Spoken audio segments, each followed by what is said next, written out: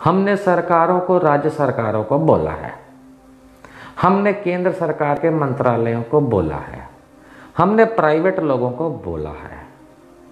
अबे बुढ़ऊ, तुम्हें बोलने के लिए प्रधानमंत्री नहीं बुलाया। हमें लॉकडाउन से बचना है। ये वही नरेंद्र मोदी हैं जो पिछले साल कहते थे हमें कोरोना से बचना है। कमाल। आज की तारीख में जो हजारों लोग पीड़ित हैं जिन्हें ऑक्सीजन नहीं मिल पा रही, हजारों लोग जो इस समय ऑक्सीजन के सिलेंडर ढूंढ रहे हैं, हजारों लोग जिन्हें यही नहीं पता इस समय कि हमें करना क्या है। अरे एक पुलिस चौकी में जब किसी वजह से किसी को बुलाया भी जाता है इन्वेस्टिगेशन के समय पूछताछ के लिए, तो इंस्पेक्टर उसको तब तक नहीं जाने देता, सुबह से लेकर शाम तक बिठा के रखता है, कभी कभी हवालात में डाल देता है कि तू सच बता तब तक हम तुम्हें नहीं जाने देंगे। और माननीय सुप्रीम कोर्ट ने भारत सरकार को जाने दिया। आप और मैं घर पे तो नहीं बना सकते, मोदी जी की तरह नाली में से निकलने वाली गैस से तो ऑक्सीजन नहीं बना सकते। दोस्तों के इस देश के अंदर जितनी भी ऑक्सीजन बनती है प्लांट्स में, उसमें से 80% इंडस्ट्रियल यूज के लिए जाती है। इंडस्ट्रियल यूज यानी फैक्ट्रियों के काम के लिए या उस तरीके के काम के लिए, और 20% जो है वो हमेशा रिजर्व रहती थी मेडिकल के लिए, अस्पतालों के लिए, इस तरीके के काम के लिए। मैं ये नहीं समझ पा रहा हूं कि भारत के शीर्षतम नेता कुर्सी पे बैठे हुए नरेंद्र मोदी जी उस 80% को फैक्ट्रियों को देने के बजाय या इंडस्ट्रीज को देने के बजाय फौरन उसका आधा मेडिकल सप्लाई में क्यों नहीं भेज रहे? क्यों नहीं भेज रहे? अंबानी ने मना किया, अडानी ने मना किया, किसने मना किया? खैर, माननीय सुप्रीम कोर्ट ने कल सुओ मोटो यानी कि अपने इच्छा से एक सवाल खड़ा किया। इनफैक्ट 4 सवाल खड़े किए थे, उसमें से एक ऑक्सीजन भी था। केंद्र सरकार को पूछा कि भाई तुम्हारा राष्ट्रीय प्लान क्या है, नेशनल प्लान क्या है। इससे पहले कई राज्य सरकारों ने अपनी अपनी बातें रखी थी और कई हाई कोर्ट्स ने केंद्र सरकार और राज्य सरकारों को खूब झकझोरा था। यहां तक कि दिल्ली हाई कोर्ट ने केंद्र सरकार अर्थात मोदी सरकार को अभी हाल में कहा था, बेग, बोरो, स्टील, गेट ऑक्सीजन। इसका मतलब होता है चाहे तुम चोरी करो, डाका डालो या भीख मांगो, ये कहावत होती है, लेकिन मरते लोगों के लिए ऑक्सीजन लाओ कहीं से भी। क्योंकि सरकार होने का ये मतलब नहीं है कि तुम अपने एयर कंडीशन एनवायरनमेंट में बैठोगे एनएसजी और एसपीजी और खास प्रोटेक्शन Z+ के साथ सारे मंत्री लोग, और तुम सोचोगे पब्लिक मरती है तो मरने दे। नो। लेकिन उसके बाद क्या हुआ? सुप्रीम कोर्ट ने जब 4 सवाल खड़े किए तो आज उसकी सुनवाई हुई। 4 सवाल कल पूछे थे, आज उसकी सुनवाई हुई, जिसमें मैं ऑक्सीजन की बात करता हूं क्योंकि लोग इसको ऑक्सीजन केस के नाम से जानते हैं। सरकार ने ऑक्सीजन कम क्यों सप्लाई बना रखी है, कहां है आई ऑक्सीजन, कैसे आएगी, इस पे सवाल किया। 2 दिन पहले मोदी जी इस पे कहानी सुना चुके थे टेलीविजन पे, आप लोगों को याद होगा। हमने सरकारों को, राज्य सरकारों को बोला है, हमने केंद्र सरकार के मंत्रालयों को बोला है, हमने प्राइवेट लोगों को बोला है। अबे बुढ़ऊ, तुम्हें बोलने के लिए प्रधानमंत्री नहीं बुलाया। तुम बहुत बोलते थे इसलिए प्रधानमंत्री बने हो, फर्क है। अगर मोदी जी को यह लगता है कि उनको बोलने के लिए प्रधानमंत्री बनाया गया है तो माफ कीजिएगा, आप बहुत बोलते हैं इसलिए बाई चांस प्रधानमंत्री बने हैं। सवाल यह है कि परसों भी, 2 दिन पहले भी, जब मोदी जी ने 8:45 पे टीवी पे आके बकड़ बकड़ की थी, कुछ भी काम का नहीं बोला था सिवाय एक बात के, हमें लॉकडाउन से बचना है। ये वही नरेंद्र मोदी हैं जो पिछले साल कहते थे हमें कोरोना से बचना है। कमाल है, पहले कोरोना से बचना था, अब लॉकडाउन से बचना है। क्योंकि अगर लॉकडाउन हो गया तो मोदी जी की नवाले बंद हो जाएंगे, सरकार को मिलता टैक्स बंद हो जाएगा। पिछली बार की गलती पता है इनको। और अगर सरकार को मिलता टैक्स बंद हो गया तो सरकार वैसे ही जो नंगी है, उसके पास 10 पैसे नहीं है, भिखारी है, तभी तो IMF से और वर्ल्ड बैंक से और दूसरे देशों से लोन लेकर के पिछले कुछ महीनों से चला रही, आरबीआई से पैसा लेके चला रही। ये भिखमंगी जो सरकार बनी घूम रही है और कहने के लिए बहुत बड़े बड़े भाषण देती है, खुद के खाने का राशन नहीं है, हम लोगों के टैक्स के टुकड़ों पे पलती है, उसके बावजूद ये हमको कोई सुविधा नहीं देती है। इसलिए मोदी जी ने 8:45 2 दिन पहले 8:45 शाम को आकर के जो बकड़ बकड़ करी, उसमें कहा हमें लॉकडाउन से बचना है, क्योंकि अगर लॉकडाउन लग गया तो मोदी जी भूखे रह जाएंगे, इनको खाने के लिए इनकी दाल रोटी चावल नहीं मिलेगा। यही कारण है दोस्तों कि आज की तारीख में भी ऑक्सीजन की किल्लत है। अब तो मीडिया को भी कह दिया गया है कि वो भैंसा कुंड जैसा हाल दोबारा मत दिखाना। आप लोगों को सोशल मीडिया पे आधारित रहना पड़ता है, क्योंकि हमारी नालायक गोदी मीडिया जो है, नालायक गोदी मीडिया, ये देशद्रोही हो चुकी है। इसको सिर्फ मोदी की चाटुकारिता करनी है और उस चाटुकारिता के चलते मोदी जी की वाहवाही करनी है ताकि उनकी रोटियां चले। मोदी जी को आपका टैक्स का पैसा चाहिए ताकि मोदी जी की और सरकार की रोटियां चले, और मीडिया को मोदी जी की वाहवाही करनी है ताकि उनके घर की रोटी चले। और आपके घर की रोटी ना, who the fuck are you? आपसे क्या मतलब है? कौन हो बे? आप तो खाली वोट देने के काम आते हो, इसके सिवाय कोई काम है आपका? क्या काम है आपका? 90% तकरीबन, इफ नॉट लेस, 90% भारत की जनता सरकारी नौकरी नहीं करती। इसका मतलब है खुद कमाती खाती है। और जितने भी सरकारी नौकर हैं, चपरासी से लेकर के प्रधानमंत्री तक, फौज में नौकरी करने वालों से लेकर के जितने भी पीएसयू में, इंडियन ऑयल कॉरपोरेशन से लेकर स्टेट बैंक ऑफ इंडिया में काम करते हैं, डीआरडीओ से लेकर इसरो तक, पुलिस से लेकर के पानी पुरवठा डिपार्टमेंट तक, जितने भी महकमे में सरकारी नौकर काम करते हैं, इनकी तनख्वाह पहली तारीख को इन्हें मिल जाती है। चाहे वो केंद्र सरकार के हों, चाहे वो राज्य सरकार के नौकर हों, मिल जाती है। इनकी तनख्वाह बंद नहीं होती, पर इनकी तनख्वाह आती कहाँ से? टैक्स से, क्योंकि सरकारें नालायक हैं, खुद का प्रोडक्शन तो कर नहीं सकती रेवेन्यू का। तो ये नालायक सरकारें आपके दिए उस टैक्स के टुकड़े पे इन सरकारी नौकरों को पालती है, और इन सरकारी नौकरों को पहली तारीख को तनख्वाह मिल जाती है। अब अगर लॉकडाउन लगा दिया तो टैक्स कहाँ से आएगा? दूसरे देशों ने तो मना कर दिया, आप तो ढेला नहीं देंगे मोदी जी को। आरबीआई अब पैसा नहीं दे सकती, आरबीआई लूटी पिटी पड़ी हुई है।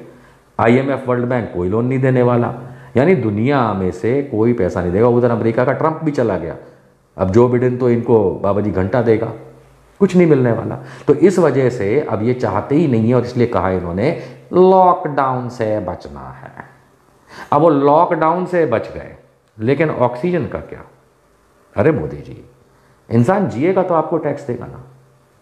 इंसान जीवित रहेगा, गरीब भी होगा, तो भी 10 पैसे की जब चीज खरीदेगा तो उसमें 2 रुपए तो आपको मिलेंगे ना। अगर इंसान ही नहीं रहेगा तो फिर आप किससे टैक्स लेंगे? लेकिन मोदी जी के हाथ से बात जा चुकी है। माननीय सुप्रीम कोर्ट ने जब यह सवाल किया और आज की तारीख में जब सुनवाई हुई, तो दोस्तों आप जानते हैं, आप सब जानते हैं कि अब सुनवाई 4 दिन के बाद होगी। 27 अप्रैल 2021 की तारीख मुकर्रर की गई है कि अब दोबारा तब सुना जाएगा। यानी आज की सुनवाई में क्या हुआ, सिर्फ ऑक्सीजन को लेकर बात कर रहे हैं, बाकी नहीं।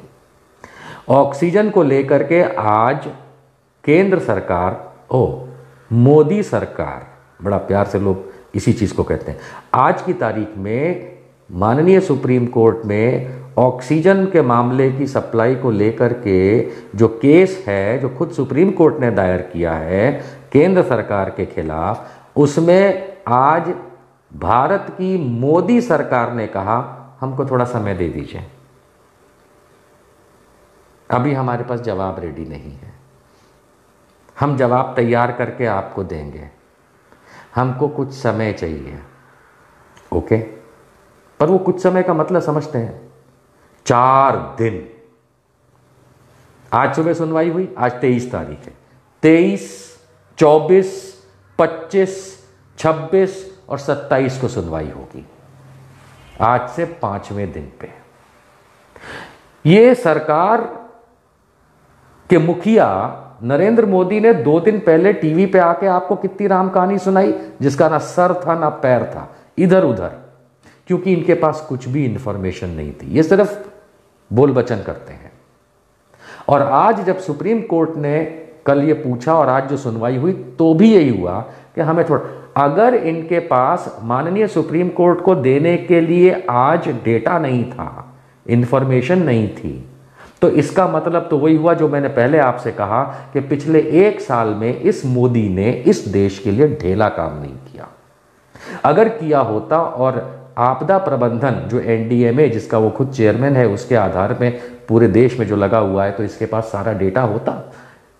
ये अपने सॉलिसिटर जनरल को कहता है ये लीजिए जाकर के कानून में दिखा दीजिए माननीय सुप्रीम कोर्ट को, ये इतना हमने किया, इतना हमारे पास है, और बाकी जो है वो हम करने की कोशिश कर रहे हैं। 3 कदम बता देते, पर इन्होंने ये भी नहीं बताया कि पहले क्या किया, इन्होंने ये भी नहीं बताया कि इस समय के हालात क्या हैं।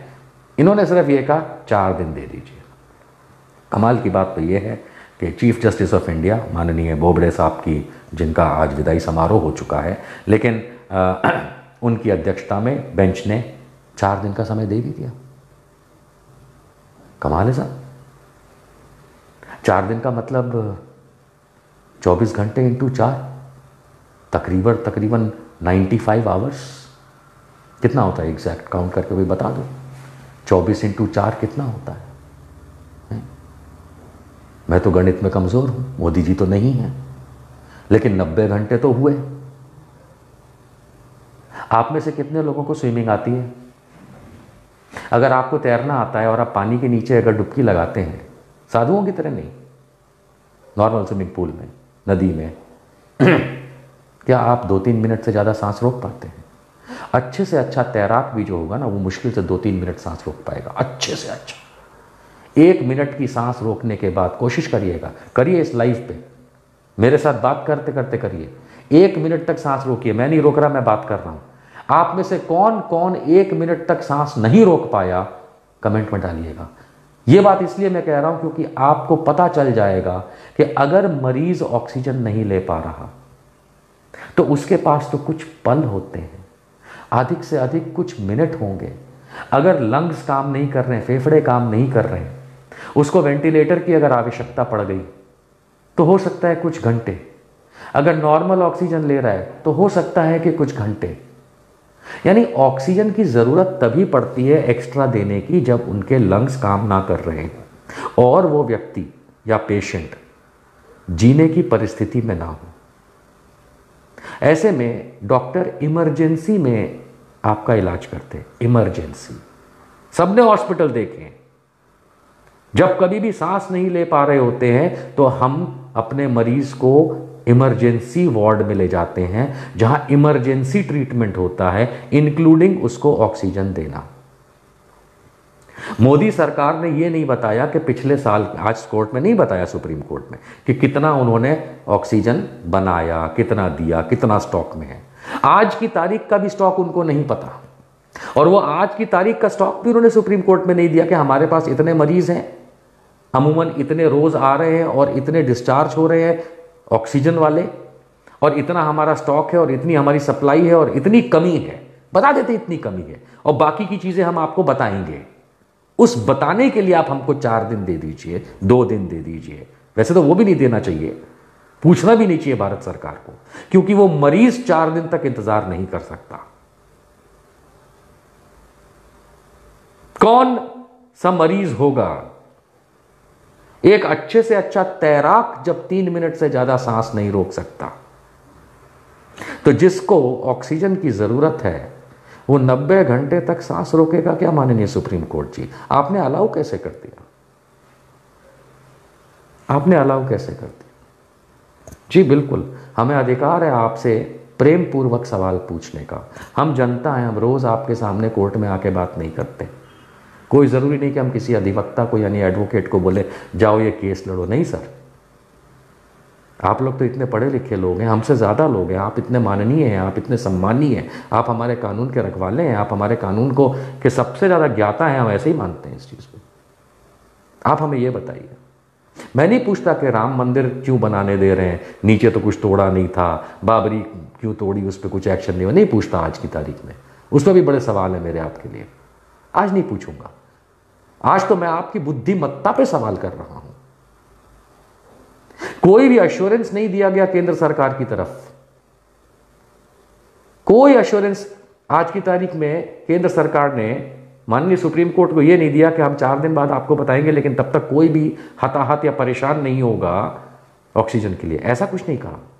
और माननीय सुप्रीम कोर्ट ने उनको जाने दिया। अरे एक पुलिस चौकी में जब किसी वजह से किसी को बुलाया भी जाता है इन्वेस्टिगेशन के समय पूछताछ के लिए, तो इंस्पेक्टर उसको तब तक नहीं जाने देता, सुबह से लेकर शाम तक बिठा के रखता है, कभी कभी हवालात में डाल देता है कि तू सच बता, तब तक हम तुम्हें नहीं जाने देंगे।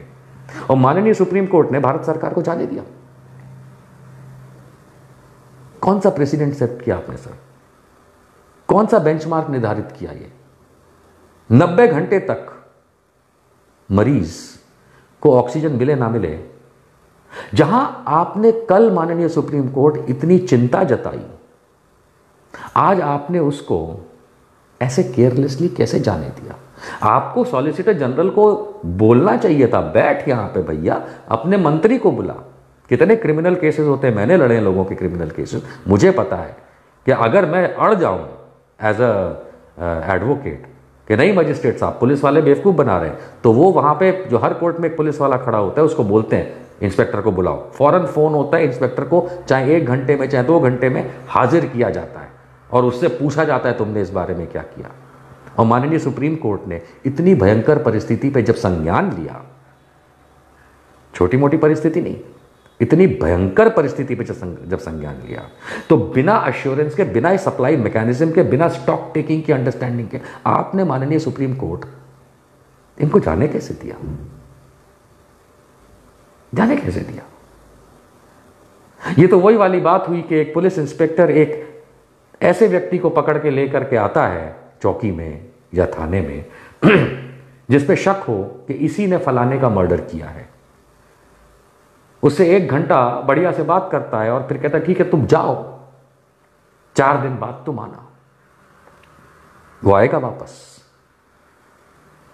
आएगा कहानी बना करके कि ये देखिए ये मेरी ट्रेन का टिकट है, मैं उस दिन वहां पे था, ये मेरा होटल का बुकिंग था, ये मैं वहां पे था।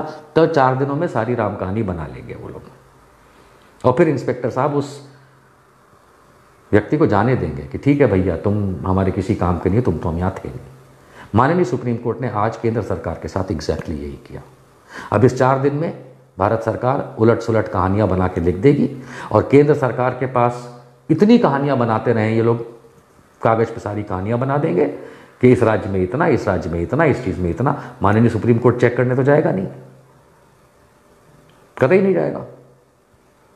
क्योंकि मैं भी इस बात को मानता हूं, चाहे अच्छा लगे चाहे लोगों को बुरा लगे, मैं इस बात में मानता हूं कि भाई हमारे देश के अंदर कानून बनाने वाले यानी कि लेजिस्लेचर यानी कि विधानसभा या पार्लियामेंट, कानून के रखवाले यानी पुलिस मिलिट्री, और कानून को एडजुडिकेट करने वाले यानी केसेस को एडजुडिकेट करने वाले जजेस यानी कोर्ट्स, इनमें एक सामंजस्य होता ही है।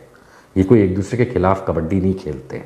कभी कभी हाँ ठीक है, कभी कभी एक पुलिस वाला मंत्री को भी अरेस्ट कर लेता है, कभी कभी कोर्ट सही बात के ऊपर चलते हुए कानून बनाए हुए कानून को भी उड़ा देता है, ये सब होता है। लेकिन सामंजस्य रखना एक दूसरे के बीच में बहुत ज़रूरी है। कोई ये इंडिया पाकिस्तान नहीं है आपस में, ये हमारे एक देश के 3 पिलर है, तो सामंजस्य तो बनेगा। कई बार लोग कहते हैं देखो कोर्ट ने है ना सरकार का साथ दे दिया, ठीक है उनकी बुद्धिमत्ता के हिसाब से दे दिया होगा, लेकिन अगर गलत होगा तो नहीं देगा। ये एक अलग चर्चा का विषय हो सकता है। लेकिन आज की चर्चा का विषय ये है कि पुलिस वाले ने एक ऐसे व्यक्ति को अपने हाथ से क्यों जाने दिया। सुप्रीम कोर्ट को बिठा के रखना चाहिए था सरकार को कि जब तक तुम्हारा डेटा नहीं आता तुम यहीं बैठोगे। कैसे जाने दिया? हम तो भाई इतना सम्मान करते हैं अपने कोर्ट्स का और करते रहेंगे, संवैधानिक बात है, लेकिन इसी संविधान के अंदर जीने का अधिकार दिया गया है। मैं अपनी बात नहीं कर रहा, मार दो मुझे गोली, कोई फर्क नहीं पड़ता, चला जाऊंगा इस तिरंगे के बिना। लेकिन उनका क्या, जिनको ये सरकारें ऑक्सीजन नहीं दे पा रही। और जैसा मैंने बताया हर जिले में लिस्ट आती है व्हाट्सएप पे, कोई अभी लिख के भेज दे। उदाहरण के तौर पे लखनऊ में ऑक्सीजन की जरूरत है, मैं लिख के भेज दूं अगर आप लोगों को, आप लोग 2 मिनट के अंदर मुझे इतनी लंबी लंबी लिस्ट भेज देंगे, फलानी जगह पे ऑक्सीजन है, फलानी जगह पे। लेकिन हमारी सरकारों को नहीं पता, हमारे अस्पतालों को नहीं पता, यह हाल है। और सुप्रीम कोर्ट ने जाने दिया। मैं ये बात समझ नहीं पाया, इसलिए मैंने लाइव किया। माननीय सुप्रीम कोर्ट से दरखास्त करता हूं कि मेरी किसी बात को गलत तरीके से ना लिया जाए, क्योंकि मैंने जो कहा है वो व्यवस्था पे कहा है, और व्यवस्था रखने की जो जिम्मेदारी है वो एनडीएमए की है, जिसके चेयरमैन नरेंद्र मोदी हैं। आपदा प्रबंधन उनका काम है। आज की तारीख में जो हजारों लोग पीड़ित हैं, जिन्हें ऑक्सीजन नहीं मिल पा रही, हजारों लोग जो इस समय ऑक्सीजन के सिलेंडर ढूंढ रहे हैं, हजारों लोग जिन्हें यही नहीं पता इस समय कि हमें करना क्या है, आपको उनकी आवाज बनना था, यही आपने कहा। इसीलिए आपने स्वतः संज्ञान लिया, यानी कि सुओ मोटो एक्शन लिया माननीय सुप्रीम कोर्ट जी। और जब नंबर आया तो आपने ये सोचे बिना जाने दिया उस सरकार को 4 दिन के लिए कि 90 घंटे तक वो मरीज सांस कैसे रोकेगा। हर बीतते पल अगर कोरोना की वजह से किसी की मृत्यु होती है जिसको ऑक्सीजन नहीं मिल पाई, तो भारत सरकार तो जिम्मेदार है ही, उसकी राज्य सरकार जिम्मेदार है, हम भारतीय जिम्मेदार हैं, वो हॉस्पिटल जिम्मेदार है, वो डॉक्टर जिम्मेदार है, वो कलेक्टर जिम्मेदार है, वो मुख्यमंत्री जिम्मेदार है, वो मंत्री जिम्मेदार है, वो प्रधानमंत्री जिम्मेदार है, और वो कोर्ट भी जिम्मेदार है जिसने 90 घंटे का समय सरकार को बकलोली लिखने के लिए दिया, जो अब लेकर के आएगा आपके सामने लिखा पढ़ी खानापूर्ति का चिट्ठा, और इस बीच मरेंगे वो लोग जिन्हें जीवन जीने के लिए ऑक्सीजन